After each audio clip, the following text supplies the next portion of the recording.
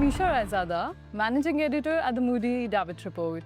Today, I'm at the TFWA World exhibition with DFP World CEO, Platin.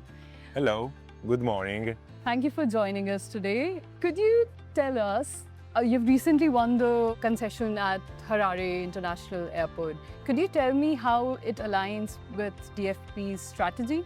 Well, DFP's strategy is to be recognized as a reliable operator in the frontier markets, and Zimbabwe is definitely one of the most challenging adventures that we had, and we delivered and executed pretty much on time.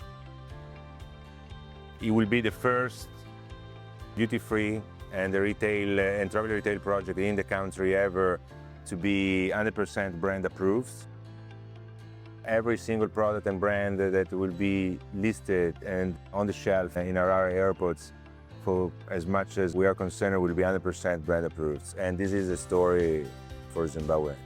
Right now, majority of the airport shops in Africa are actually not really brand approved. They have a collage and of different stocks and products coming from different countries, but they don't have approval by the brands, and they are not compliant to brand policy and values. And we are actually looking to integrate 100% the retail activities with the brand values. Yeah. And what are the problems that you're facing while growing concessions and new or emerging markets? There are different aspects. Logistics is one of these, especially when dealing with landlocked countries. Landlocked countries have a complexity that normal countries don't have. Which new countries or markets is DFP World planning to enter next? Well, what is coming next, normally we don't say till it is next time. Zimbabwe is the result of about 6 years of work in studying the place, legal aspects, logistics, and when we were ready to execute, we did it very fast and precisely. So everything that we do, we normally do it without announcing too much in advance. Okay.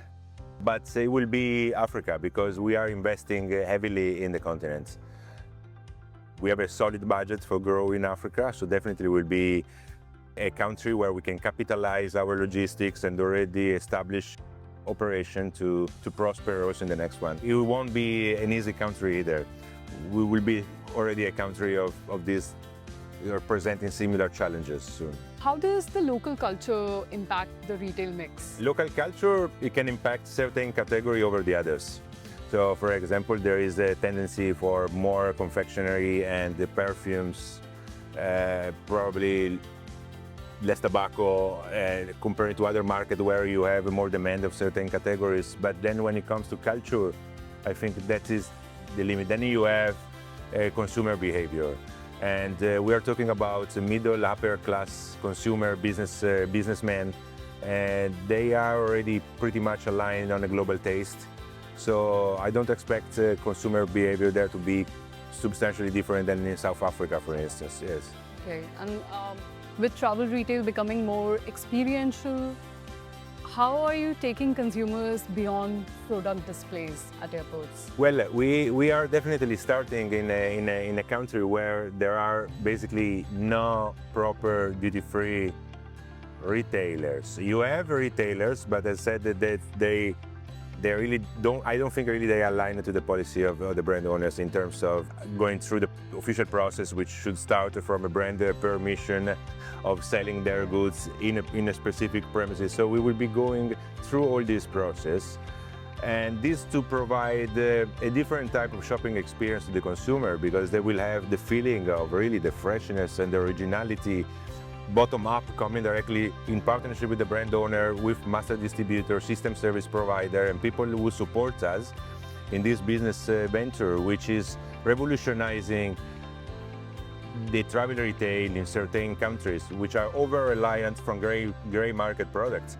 So our idea is actually precisely to kill gray markets in every airport where we are operating. And we want to do this with partnership from the industry, and that's what we are doing actually. So this will be a totally different type of shopping experience compared to what they have in many African airports, where you go there, you find like a puzzle of products that have nothing in common. They have not been displayed with a brand logic or with approval, using pictures which are unapproved. So it will be totally a different type of shopping experience in Zimbabwe now, yes. Okay, and I'm sure you work closely with brands on creating that sort of airport shopping experience. So just to increase the visibility and improve sales for the brands, how's your approach to working closely with brands? Well, with the brand, you have to, first of all, share the value of the brand. If the brand has value that in our consideration are matching the requirements and also the understanding of those value by the market, then we will definitely cooperate with them and try to develop them on a fertile soil. Some brands, they don't really share the value that we think that they are shared by the market, and this will be a little different type of process. But we will be cooperating with them in terms of having a joint meeting with the master distributor or the system service provider together with the brand owner, trying to find a solution to promote better certain lines over the other, learn from them, because they know they are the makers, so they know exactly what we are supposed to promote more than others in our regions. And that's the type of cooperation we are doing with the brand owners, and we started already with many of them. Could you also tell us about the logistical challenges that DFP has faced while entering a market such as Zimbabwe? Sure. Well, first of all, every country where we enter, we study very carefully the logistic challenges up front and try to balance and analyze what could be the solution and the danger as well. Zimbabwe came after 3 years of careful planning and of the logistic in Africa, where we have set a logistic hub in Tangermet, the free zone, which is the biggest port in all Africa, where we receive from the manufacturer, we reconfigure containers which go to Walvis Bay in Namibia. In Namibia, we have a bonded warehouse, and from there we do air freight into Harare. So the logistic is really working like a Swiss clock, and is the result of 3 years of just planning only the logistics. And on top of that, we worked on Zimbabwe to make it happen. But logistic was the first thing that we need to clear before all this.